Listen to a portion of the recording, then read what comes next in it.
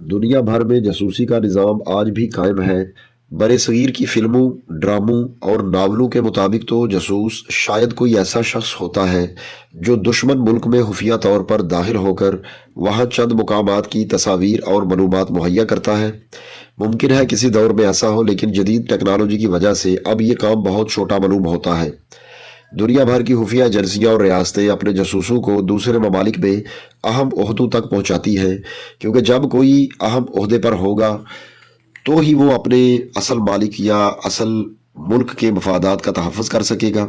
जासूस तैयार करने वाले हर सतह पर जासूस तैयार किए जाते हैं, जिनमें से कई एक का काम सिर्फ जासूसी नहीं होता बल्कि मफादात का तहफ़्फ़ुज़ और राय आमा हमवार रखना भी शामिल है।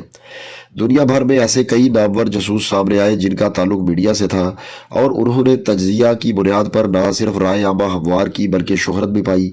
उनकी क्रेडिबिलिटी पर भी कोई हर्फ ना आता था, क्योंकि जो वो लिखते थे या कहते थे वही रूनमा हो जाता था। लिहाजा अवाम उन्हें इंतहाई हद तक ज़हीन और काबिल समझते थे। ऐवानों में होने वाले मुआहदों की इतला उन्हीं के जरिए ब्रेक करवाई जाती थी। ये सूरत हाल आज भी कायम है। पाकिस्तान की सियासी और मजहबी जमातों के पे रोल पर काम करने वाले कई एजेंट बाकायदा तौर पर न सिर्फ मीडिया का हिस्सा बनाए गए बल्कि उन्हें हर सतह पर बाअसर और ताकतवर भी बनाया गया। मीडिया सेल्स उनके अलावा काम कर रहे हैं जो इन महसूस लोगों को डिजिटल सपोर्ट मुहैया करते हैं। अवामी राय आमा तब्दील करने या किसी एक सियासी जमायत को हमायत दिलवाने का ये काम भी नया नहीं है, बल्कि ताकतवर मुल्क इस पर बाकायदा काम करते हैं।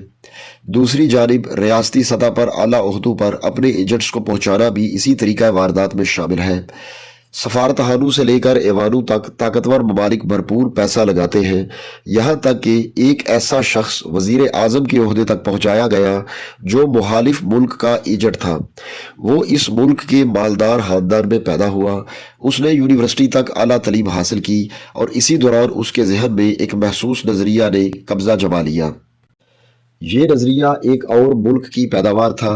वो इस मुल्क में मौजूद इस नज़रिया के हामी बाअसर अफराद से राब्ते में आ गया और उनके करीब समझा जाने लगा।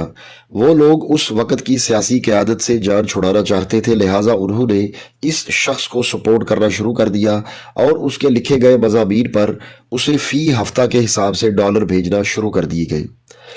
एजेंट भी जी जान से उनके नज़रियात को प्रमोट करने लगा। ये सब उसके माजी की दास्तान है। उसके मज़ामीन बड़े अखबारात में शाया कराए जाते और पसंदीदगी की सनद पाने लगे।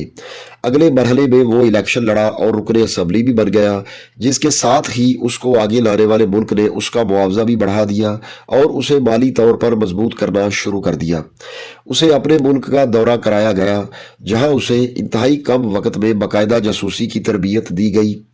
इस दौरान मुस्तकबिल को मद्देनजर रखते हुए उसकी ऐसी तस्वीर भी बना ली गई जिन्हें ब्लैक मेलिंग के लिए इस्तेमाल किया जा सकता था। इस वजीर आजम को उसके अपने मुल्क की खुफिया एजेंसियों से बचाने के लिए हसास मालूमात की तरसील के लिए फ्रंटमैन पहुंचाए गए, और एक ऐसा मैकेनिज्म बनाया गया कि पहले हुकूमती राज लंदन ऑफिस पहुंचाए जाते थे और फिर वहां से मालूमात असल मुल्क जाती थी। ये शख्स जब वजीर आजम था तो इसी दौरान मुल्क की सिक्योरिटी इंटेलिजेंस एजेंसीज को उस पर शक होने लगा। अपोजिशन ने अचानक उसके खिलाफ महाज खोल लिया और उसे भी नजर आने लगा कि शायद उसके गिर्द घेरा तंग हो रहा है। उसने गैर मुल्की दौरा किया, जहां ये अपने सहूलतकार मुल्क की आला सफारती क़यादत से हदायत लेता रहा कि अगर उसकी गिरफ्तारी के लिए एजेंसीज ने घेरा तंग किया तो फिर उसने क्या करना है और उसकी जाए पनाह क्या होगी। उससे कहा गया कि पहले तो इस बात की तस्दीक कर ले कि उसे वाकई खतरात दरपेश है और वो किसी भी वक्त गिरफ्तार किया जा सकता है या फिर ये मामलात सेटल हो सकते हैं। अगर उसे लगे कि हालात वाकई हराम हो गए हैं तो फिर दिए गए मंसूबे पर अमल करें। इस वाकया के कुछ अरसा बाद उसने अपने मुल्क की खुफिया एजेंसी के हेडक्वार्टर का दौरा किया और बतौर वजीर आजम बाज़ खुफिया दस्तावेजात तलब की। इसके साथ ही उसने अपने सहूलतकार मुल्क से राब्ता किया और अपने मुल्क से फरार होने का मंसूबा डिस्कस कर लिया। मंसूबा ये था कि वो शख्स एक महसूस साहल पर जाकर समंदर में कूद जाएगा, जहां गहराई में मौजूद आबदोज उसे लेकर निकल जाएगी। ये शख्स मुकर्ररा जगह से समंदर में कूद गया और उसके बाद आज तक उसका पता नहीं लगा। उसका नाम हैरल्ड हॉल्ट था और ये ऑस्ट्रेलिया जैसे ताकतवर मुल्क का वजीर आजम था।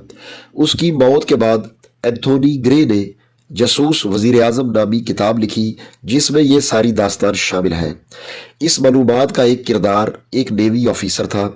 इस किताब से मालूम हुआ कि 1960 की दहाई से ही ताकतवर मुल्क अपने जासूसों को वजीर आजम बनवाने की गेम में शामिल हो चुके थे और ऐसे अफराद पर सरमायाकारी का सिलसिला शुरू हो चुका था।